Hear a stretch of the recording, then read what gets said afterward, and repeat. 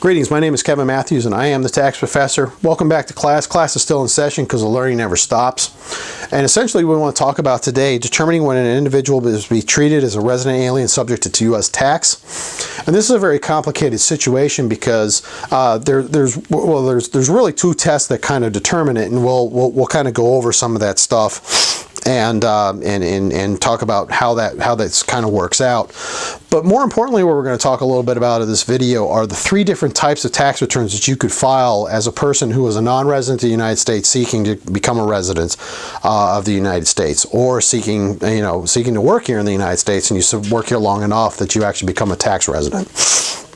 First of all, there are two tests, and there's one test that we call the green card test, and then there's another test that we call the substantial presence test. Now, the green card test is essentially, it's a mechanical thing. The day you receive the green card and you're here in the United States is the day you become a resident of the United States subject to tax. And that's kind of important because I do have a lot of people who come to our offices. Again, Beta Solutions, we specialize in international tax returns, and so this is an area that we do a lot of work in. And I've had clients who come to me and said, "Hey, Kevin, I won the lottery and I got my green card." And literally it's a green card lottery that exists overseas. They win the lottery, they get a green card, they go to the embassy, they pick up the green card. They then spend the next 2 months preparing all their worldly belongings to get shipped over to the United States. They then ship it to the United States. And then once they arrive here in the United States, they find a place to live and they go to work. Okay, so what ends up happening is, when did they become a tax resident? Was it because they got the green card, or is it when they arrived here in the United States? And in that situation, it's going to be when they arrived in the United States. Okay, now second scenario, you've got a person who comes here to the United States, goes to school for 2 years, meets a fellow student, falls in love, gets married, and eventually gets their green card. Okay, maybe they were applying for a green card beforehand, and now that they're married, made the process go a little smoother and they get their green card.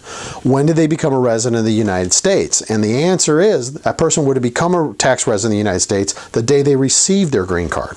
So facts and circumstances on these things can get real convoluted, and if you have any questions about it, feel free to leave a comment in the comment box below and I'll help you answer it as much as possible. If you want to ask me something directly that's more personal, go to my website at www.betasolutioncpa.com.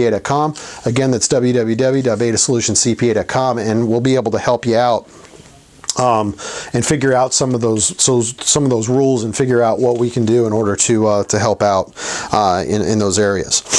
Now, we said that there were two tests. There's a green card test and there's a substantial presence test. A substantial presence test, this one gets wacky, okay? And I don't think there's really any other way to say this. So you have to be a resident of the United States for 183 days in the calendar year in question. Okay, now, as with many other things, and look, I know I've been defending the IRS in a couple videos. This is one where I really can't defend it. I don't know who came up with this idea, but look, I throw my hands up. I'm like, I didn't make this, but this is just the way that they do. The way that they calculate the 183 days is that you take all the days in this year, the tax year in question, 1/3 of the days in the tax year beforehand, and 1/6 of the U.S. days in the year before that, and you add them all together. If you get 183 days, congratulations, you're now a tax resident of the United States. And so, what in theory, somebody who comes here to the United States and only spends 4 months working and then going back home, they could trigger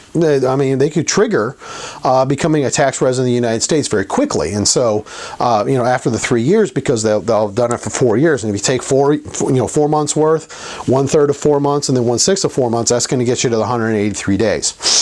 Okay, so it is one of those things that you got to be tracking. And look, guys, 20 years ago, this was easy this is easy to foul up on because nobody was tracking any of this stuff. I have access to a website that I can actually, using your passport number, I can download your travel calendar. Okay, and I guarantee if I can do it, the IRS can do it. Okay, so you want to make sure that you're actually reporting these things as best possible so that you can make sure that you don't falter out of this. Now, what happens becoming a tax resident? I always make the joke, If you want to be a permanent resident of the United States, it takes you far longer to get your permanent residency than it does tax residency. We'll make you a tax resident very quickly. Why? We want your money. Okay, and that's how the United States works. Welcome to the U.S. We'll make you a tax resident very fast. However, you want to get your permanent residency, as anybody who's gone for a green card knows, this is not an easy process. I mean, I remember when I was an officer in the United States Navy, my wife was applying for her green card, and it still took forever.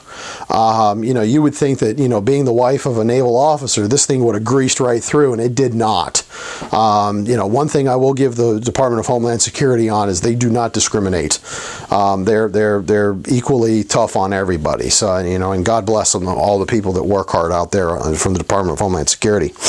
Now, so let's talk a little bit about another interesting subject of this is that you may have crossed the threshold for being a substantial resident of the United States, but there are still some circumstances that you may not. One of them is that if you have a closer connection exception. Now, here at Beta Solutions, we do a lot of these tax returns, and there's two ways that you can actually do a closer connection process, so to speak. And one of them is that there's a closer connection to home, which is the IRS's determination that you are more closely connected to there than you are here. Ergo, you should not be taxed here as a resident of the United States. You should be taxed over there as a resident of the United States. It's facts and circumstances. IRS can come back and basically say, yeah, we don't agree with you. Or they can come back and say, no, yeah, oh, no, we see it. It actually makes sense. I've never actually done this for somebody because 9 times out of 10, I'm not willing to put a client through this, generally, because it can be stressful because you don't know if the IRS is going to come back and basically like, yeah, we don't agree with you. And then you have a fight on your hands. There's a second option that we have for most countries, and that's if you have a tax treaty position. You can actually take a tax treaty position and say, I have a closer connection to home. As a result of the tax treaty, I qualify under these rules. And there's a set of mechanical rules that each tax treaty has that we can use on that, and we will try to use that more often than the closer connection because of the IRS, because it's a little more tenuous, I think, at best. Now, another example depends on the visa that you have. If you have an F-type visa because you're here as a student, you don't pick up residency if you've been here for 183 days. Okay, the idea is that you're here to go to school. Once you go to school, you go home.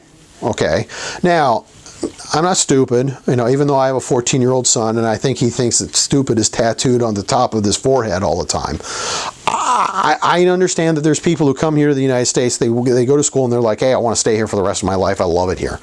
And as an American, that makes me proud that people would want to come to the United States and actually stay here. It means my country is a great country.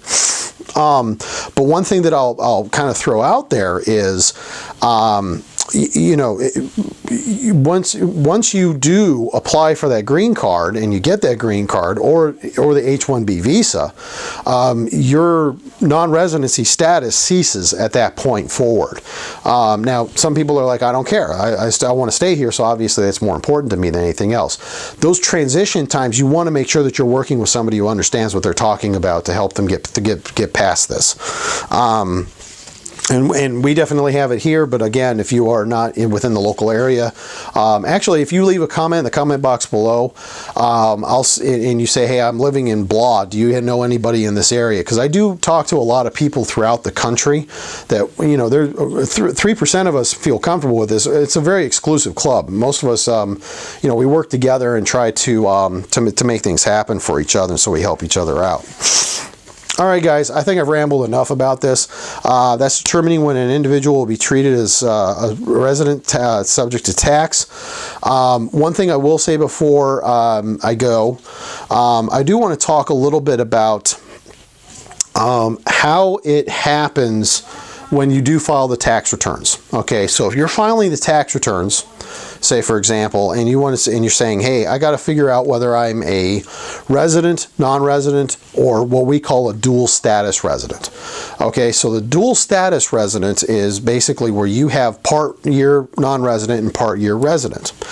And these can be very complicated returns, but basically what ends up happening is that you'll file both halves of those returns and you file it with the IRS.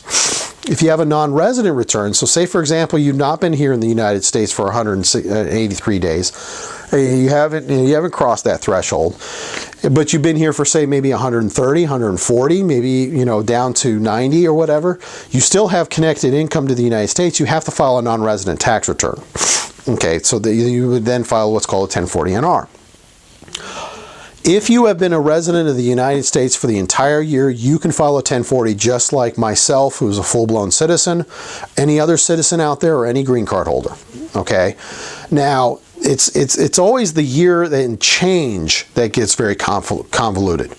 Once you've gone through that year of change, things get real simple after that. Okay? Just keep the patience, try hard with this, and if you have any questions for me, please feel free to reach out to me and I'll be happy to answer as much as possible. Again, leave a comment box below or go to my website at www.betasolutioncpa.com. Again, that's www.betasolutioncpa.com. If you like these videos, please go ahead and hit the like button, and if you really like the video series, please go ahead and hit subscribe, and I'll be happy to make sure that you get those updates so that you can get the videos in a timely manner so they can help you out. Again, thank you very much for watching this video.